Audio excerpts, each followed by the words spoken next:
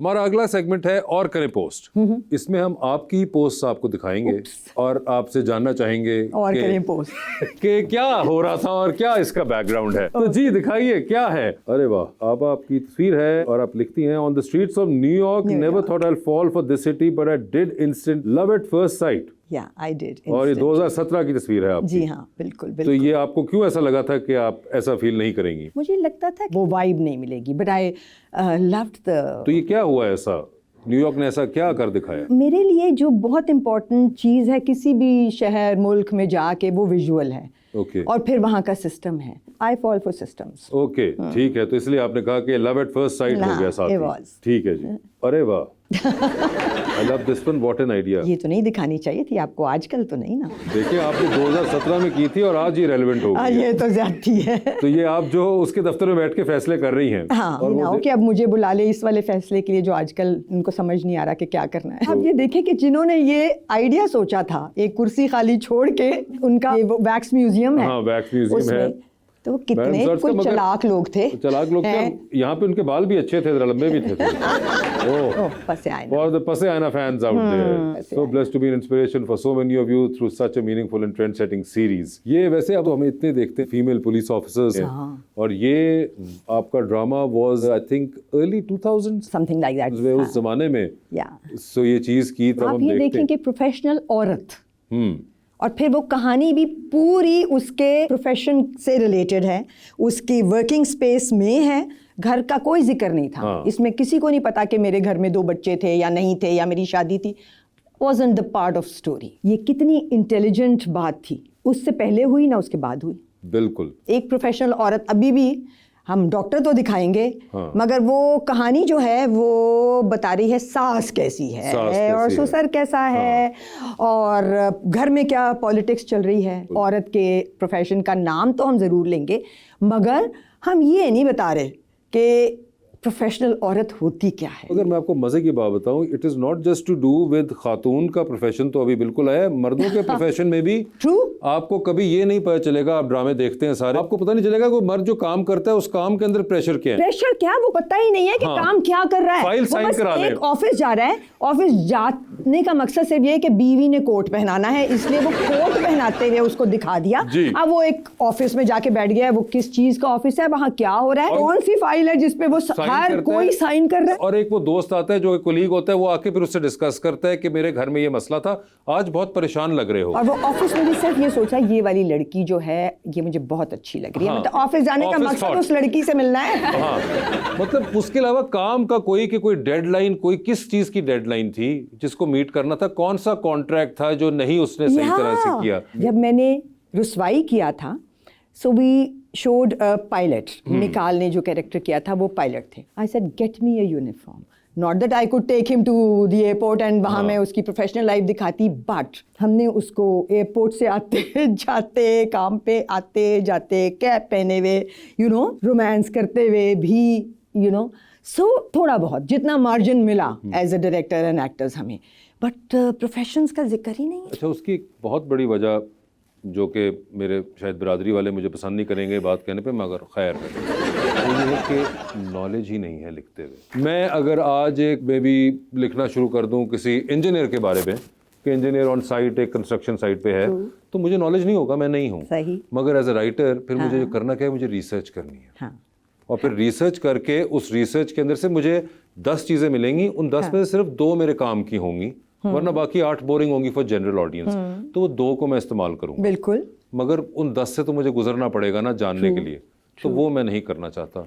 नहीं, आप वो कर भी लेंगे, आप वो लिख भी लेंगे, और वो इतना integral part of the story भी आप बना देंगे, because you are an intelligent writer. तो जब वो जाएगा आगे तो वो काट देंगे। हाँ, ये भी एक और फिर मसला, काट देंगे, वो काट देंगे, कहेंगे ये सब छोड़ दें, आप ये लड़का लड़की की जिंदगी के बारे में बात करें कि ये इससे शादी करना चाहता है, वो उससे शादी करना चाहती है, वो इससे शादी करना चाहता है, अब क्या होगा। और वो घर रात को थका हुआ आएगा तो मैं आपके लिए चाय बना दूं। हाँ, मेरी बहन उस वक्त उसको नींद की गोली दो, वो 100 मर जाए।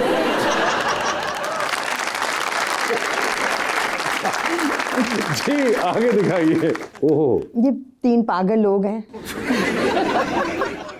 कर क्या रहे हैं, बट तस्वीर इतनी प्यारी है और बद्दो कितनी प्यारी है। बिल्कुल। और beautiful memory from 4 years ago, we miss you girl, प्यारी बद्दो, इट्स टाइम, और आपने लिखा हुआ है। हाँ, सबसे मजे की बात है बुशरा आपा ने अपना फ्रेम बेस्ट सेट किया है, बद्दो बीच में से तकरीबन बाहर हो गई, कर चुकी है। एंड आई एम गेसिंग कि बद्दो आपा मैंने इस बड़ी वक्त मुश्किल से जगह पकड़ी है। आपने पकड़ ली, कराची आई होंगी बद्दो आपा और आपने हाँ, तस्वीर ली है। हाँ, तो मतलब फोकस जो है इस वक्त मेहमान पे होना चाहिए था, जो कि बद्दो आपा है, मगर बद्दो आपा को बीच में से बुशरा आपा और आपने बेहतरीन साइड पे कर दिया। ठीक है। और आपने नीचे लिखा भी कि mission accomplished, got the perfect background and face light both. और मैंने फिल्टर का कोई जिक्र नहीं किया। अच्छा ठीक है, हाँ, फेस लाइट कह दिया उसको, ठीक बट है। फिल्टर भी काम कर रहा था। ओके जी, आगे दिखाएं। ओह, अब ये तो दोनों के लिए है ताली, बद्दो के लिए भी और बिल्कुल, और उस्मा गिलानी साहिबा के लिए भी, और आपने बिल्कुल। उनके लिए पूरा लिखा हुआ है, the woman we love and I aspire to be Usma Gilani and lovely Badar Khalil to have such higher standards of excellence for us to follow. सोचो, अब ये देखें, ये सबसे इंपॉर्टेंट बात है जो कि आपने लिखी है कि standards of excellence for us to follow. तो बेसिकली जो बद्दो आपा ने और जो उज़्मा आपा ने स्टैंडर्ड फॉलो किए, वो सब कॉन्शियसली फॉलो किए जाते हैं जो आने वाले लोग होते हैं। मुझे जो एक वरी होती है वो ये होती है कि अब जो लोग आ रहे हैं उनके लिए ऐसे स्टैंडर्ड तो फॉलो करें ना, कि अगर वो सब कॉन्शियसली आज से 20 साल बाद फॉलो कर रहे हो तो वो स्टैंडर्ड्स क्या हैं जो फॉलो कर रहे होंगे, which is where that back comes in. मैं बहुत इस बात पे कई बार अपसेट होती हूँ कि हमारे बड़े बहुत अच्छे थे, हम वैसे बड़े नहीं हैं। सो यू नो, हम अपने बच्चों को वो जो इन्होंने हमें दिया शायद हम वो नहीं दे पा रहे हैं, बिकॉज हम भी किसी ना किसी रैट रेस में चले गए। ये तो ज़माना ही फ़र्क था ना, और हर ज़माने का मूड और हर ज़माने की ऑनेस्टी फ़र्क होती है। So the times have changed. हम अब और बहुत सी चीज़ों में सर्वाइवल की स्ट्रगल में हैं, as actors also, you know, the people of my times. So हम शायद वो सब नहीं दे पाए। ये इस ज़माने में लोगों के पास टाइम भी था और कमिटमेंट का लेवल बहुत ही कमाल था। सो हम प्रेशर्स के ज़माने के लोग हैं। सो शायद हम अपने से आगे आने वाले बच्चों को कोशिश हम फिर भी करते हैं, बट शायद वो नहीं दे पाए जो हमें इन्होंने दिया था। बिल्कुल, आई एग्री विद यू। तो ये कहाँ किया? This is Prague. ओके, यहाँ पर मिना, मैं और मिना बहुत एविड ट्रैवलर्स हैं, ट्रैवल पार्टनर्स हैं। सो हम निकल जाते हैं दोनों दुनिया अकेले? घूमने। हाँ, अच्छा, क्योंकि दुनिया घूमने के लिए लाइक माइंडेड लोगों के साथ जाना ज़रूरी होता है। ये नहीं कि आप किसी के भी साथ चले जाएं। ओके। सो बस फिर व्हाट लाइफ इज़ ब्यूटीफुल। और आपने इसके अंदर भी लिखा #फर्स्ट लव। ट्रैवलिंग। ये ट्रैवलिंग के लिए कहा या प्राग के लिए कहा? मिना के लिए भी हो सकता है। मिना के लिए भी हो सकता है। ओके। ओह, ये अच्छा, मुशर्रफ साहब के साथ एक मेमोरेबल दिन हमने गुजारा था। बहुत बातें की थी उनसे। ये तस्वीर 2015 की ही है या उससे पहले की है? नहीं, वो तभी की है जब मैंने, तभी की है। हाँ, अच्छा, जब मैंने 2015 लगाई के अंदर ये है। आपकी हाँ, तभी की तस्वीर मुशर्रफ साहब के साथ। Okay. He was trying to come into the governing the country again. Party बनाना चाहते थे। मैंने उनसे पूछा था कि इमरान खान को साथ मिला ले, मिल के बना ले, मतलब 2 अच्छे मिल जाएं तो क्या कमाल होगा। So he said Imran on a solo flight, and मैं तो बिल्कुल तैयार हूँ, बट जी, ओह, ओहो, अच्छा। तो क्या ड्रामा है ड्रीम टीम। हाँ, रीसेंट टाइम्स के अंदर आपका एक बड़ा मकबूल रहा है बॉडी ऑफ वर्क, और at the same time controversial भी। ये भी न्यू बिगिनिंग्स है, क्योंकि ये भी वक्त की ज़रूरत है। ये काम जो बहुत सारे लोग कर रहे हैं और बहुत अच्छा कर रहे हैं। कई ऐसी ख़वातीन हैं जो अपने घरों से बैठ के रिव्यू कर रही हैं shows. They are doing a fabulous job, बल्कि वो ज़्यादा अच्छा काम कर रही हैं, क्योंकि उनको कोई उनकी PR का इशू नहीं है। सो वो बहुत अच्छा काम कर रही हैं, सो मैनी ऑफ देम। अच्छा, कई जगहों पे मुझे लगता है कि लोग बैठ के करते हैं, वो एक और बहस है कि जी कौन आप ड्रामे से ताल्लुक़ रखती हैं, कौन नहीं रखता, या क्या क्रिटिक आपकी एक्सपर्टीज़ के साथ है या नहीं है। मगर कई जगह पे क्या आपको लगता है ना कि बहुत से लोग इस वेव के अंदर वैसे भी अपने, जैसे कहते हैं, बहती गंगा में हाथ धो रहे हैं, कि वो कुछ पर्सनलाइज भी निकालते हैं, कुछ सिर्फ व्यूज़ के लिए कोई बातें नेगेटिव कर रहे हैं, फिर उसके अंदर कई बात जो है बात आपके वर्क और बॉडी ऑफ वर्क से निकल के आप पर्सनल ग्रज पे भी चली जाती है, फिजिकलिटी पे चली जाती है आपकी। बिल्कुल बिल्कुल। तो वो भी तो एक एलिमेंट है जो कि क्रिटिक्स के फ्लैग के नीचे खड़े होकर ये बातें कर रहे हैं। ये सारे एलिमेंट्स जो है ना, इनको छांटना और उसमें से सही लोगों को चुनना और फिर उनको फॉलो करना। बिकॉज देखो, हम क्यों देखेंगे, इफ़ आई एम अ ले पर्सन, अगर हम में से कोई भी किसी एक ऐसी ग्रुप को, जैसे ये ग्रुप है या सिंगल कोई एंटिटी है, उसकी बात सुनता है, तो हमें चौथी दफ़ा में पता चल जाता है कि ये बायस्ड है। ये कहेगा तो कि इसमें ये गलतियाँ थी, और एंड में कहेगा मगर आई लव देम, है ना।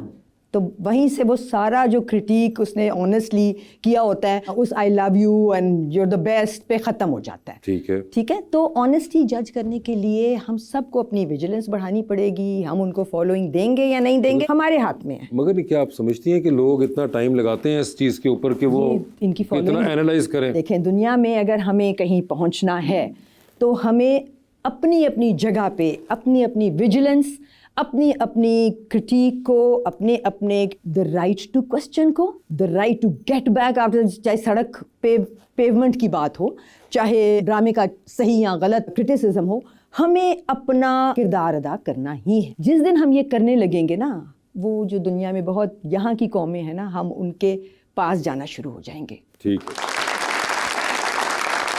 जी, आगे दिखाएं।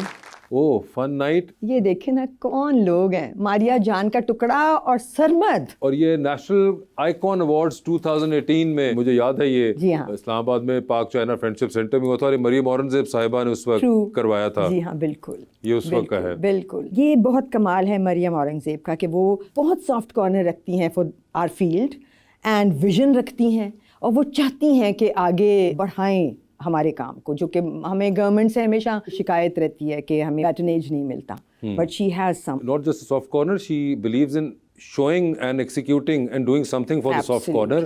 वरना तो बहुत से हुकूमती लोग होते हैं जो कि मुख्तलिफ हुकूमतों में रहे हैं जो उनका सॉफ्ट कॉर्नर होता है, मगर वो पता हमें नहीं बता चलता। देते हैं। हाँ, मगर वैसे नजर कुछ नहीं आता। करते। Exactly. तो ये आई थिंक एक मरियम औरंगजेब को क्रेडिट जाता है कि वो True. एक्सरसाइज भी करती हैं और उसके लिए एफर्ट करती हैं जो कि बड़ा विजिबल भी होता है। बिल्कुल।